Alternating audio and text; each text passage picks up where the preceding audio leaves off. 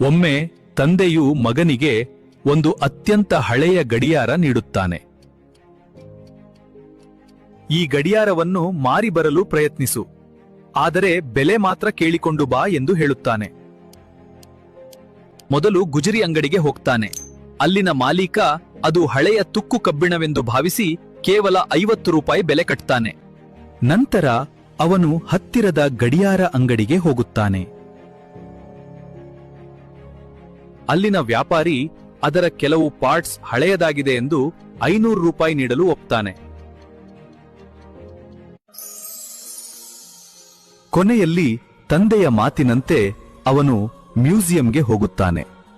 ಅಲ್ಲಿನ ತಜ್ಞರು ಅದು ಅಪರೂಪದ ಪುರಾತನ ಗಡಿಯಾರವೆಂದು ತಿಳಿದು 5 ಲಕ್ಷ ರೂಪಾಯಿ ಬೆಲೆ ನೀಡುತ್ತಾರೆ.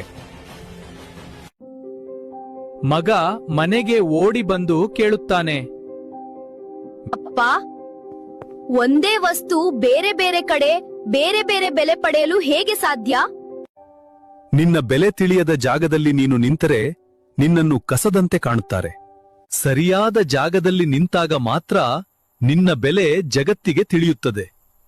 ನಿಮ್ಮನ್ನು ಗೌರವಿಸದ ಜಾಗದಲ್ಲಿ ನೀವು ಅಸಹಾಯಕರಲ್ಲ, ನೀವು ತಪ್ಪು ಜಾಗದಲ್ಲಿದ್ದೀರಿ ಎಂದು ಅರ್ಥ. ಸ್ಥಳ ಬದಲಾದರೆ ಕಲ್ಲು ಕೂಡ ಶಿಲ್ಪವಾಗಿ ಪೂಜಿಸಲ್ಪಡುತ್ತದೆ.